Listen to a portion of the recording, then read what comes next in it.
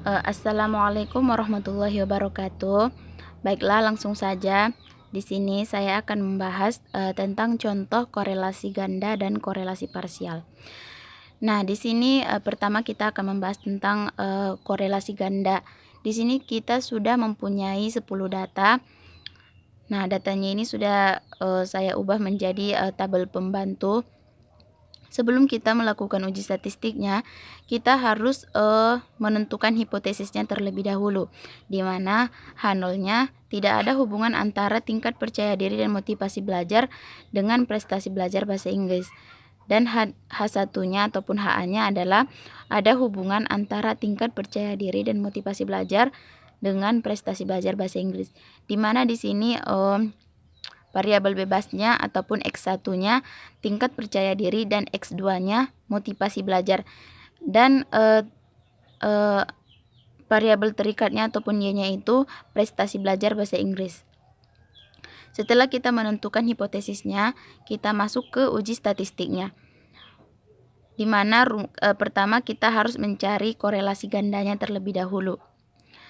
Di mana rumusnya itu seperti yang tertera di layar laptop. Nah, sebelum kita mencari korelasi gandanya, kita harus mencari RYX1, YX2, RYX1, RYX2, dan RX1, X2.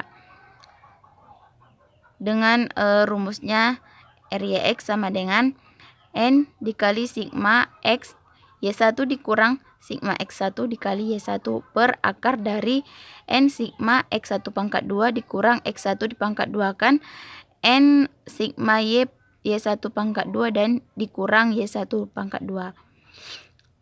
Terus hasilnya sudah ini. Setelah kita mengetahui semua hasilnya, kita substitusikan semua hasilnya ke rumus korelasi ganda tadi.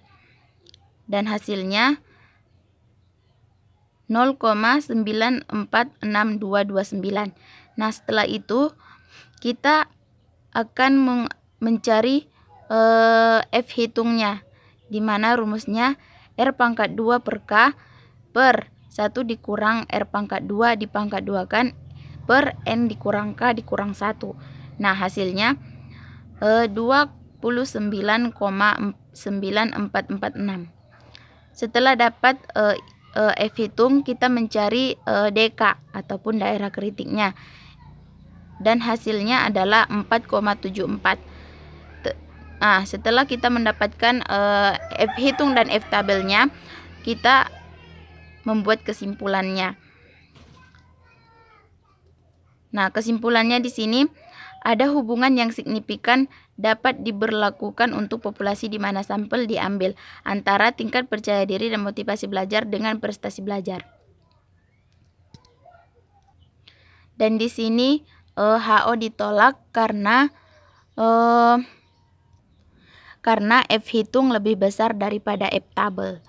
Nah, selanjutnya kita akan membahas contoh tentang korelasi parsial.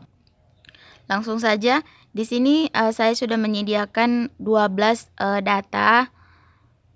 Seperti yang tadi sudah saya membentuk tabel untuk mempermudah kita nanti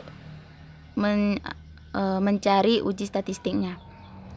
Pertama, kita menentukan hipotesis. Di sini hipotesisnya HO ada pengaruh yang signifikan antara curah hujan ataupun dan pertumbuhan bibit kelapa sawit jika dosis pemupukan tetap, dan HA-nya tidak ada pengaruh yang signifikan antara curah hujan dan pertumbuhan bibit kelapa sawit jika dosis pemupukan tetap. Nah, variabel bebasnya yaitu curah hujan dan pertumbuhan bibit, sedangkan variabel terikatnya itu dosis pemupukan. Setelah itu kita mencari seperti yang di atas tadi, mencari R parsialnya. Nah, rumusnya RX1 dikali X2Y sama dengan RX2Y dikurang RX1Y dikali RX1X2 per akar dari 1 dikurang Rx1Y pangkat 2 dikali 1 dikurang Rx1 X2 pangkat 2. Nah, sebelum kita mencari R parsialnya, kita harus mencari terlebih dahulu Rx2Y, Rx1Y, Rx1 dan X2. Nah, di sini sudah dapat hasilnya. Rx1Y sama dengan 0,94, Rx2Y sama dengan 0,03, Rx1X2 sama dengan 0,05. Nah, setelah dapat itu baru kita mencari R parsialnya. Dengan rumus yang tadi, kita tinggal mensubstitusikan angka-angkanya ke dalam rumus dan hasilnya sama dengan 0,082. Nah, setelah itu kita mencari KP dengan rumus R pangkat 2 dikali 100% sama dengan min 0,082 pangkat 2 dikali 100% sama dengan 0,67%. Nah, setelah itu kita mencari T hitungnya, di mana rumusnya T hitung sama dengan R parsial akar dikali akar N kurang 3 per akar 1 dikurang R parsial pangkat 2. Nah, hasilnya sama dengan minus 0,25. Setelah itu kita mencari T tabelnya dengan melihat tabel. Nah, hasilnya adalah 11. Nilai T tabel dengan signifikansinya 5%.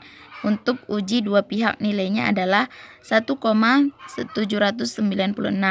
Nah, jadi kesimpulannya adalah karena T tabel lebih besar daripada T hitung, maka HA diterima ataupun signifikan dengan nilai koefisien determinannya sebesar 0,67%.